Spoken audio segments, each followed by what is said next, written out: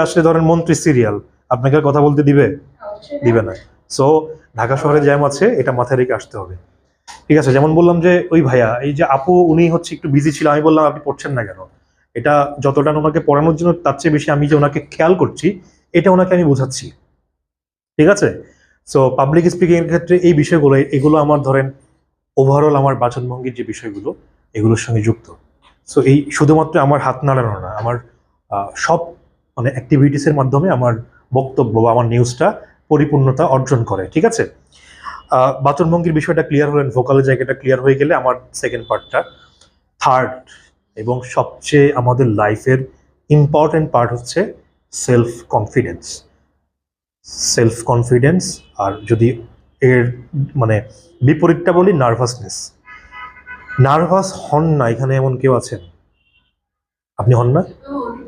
ওকে, আপনি এমনি করছেন তো আমি ভাবছি যে আপনি, আচ্ছা, আর কেউ আছেন যে নার্ভাস হই না আমি, এরকম কেউ আছেন? এইটা যে কত সহজে দূর করা যায়, আমি নিজে এভাবেই দূর করেছি, যেহেতু আমি বললাম না জিরো লেভেল থেকে, আপনি জানেন না, জিরো লেভেল থেকে শিখেছি বা এই জায়গায় এসেছি।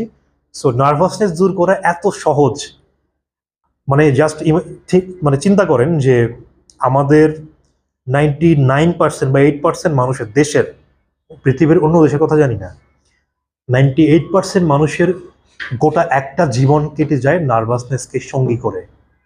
সে তার এক জীবনে চেয়ার থেকে উঠে দাঁড়িয়ে প্রশ্ন করার যে শক্তি, এই শক্তি ছাড়া সে কবরে চলে যায়, অর্জন করা ছাড়া।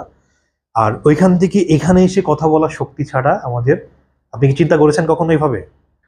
কিন্তু আপনি কি জানেন, আমরা এই কোর্সে আপনাদেরকে দিয়ে প্রমাণ করব যে এই নার্ভাসনেসটা দূর করা যায়, এবং মাত্র একটা সেশনের মাধ্যমে আপনার সাইকোলজিক্যাল চেঞ্জের মাধ্যমে আমি নার্ভাসনেসটাকে, বাট এইটা কিন্তু শতভাগ দূর হবে না। আমি নিউজ পড়ি 9 বছর ধরে, আমি নিউজে বসলে আমার নার্ভাসনেস কাজ করে না এখন। কেন করে না বলেন তো?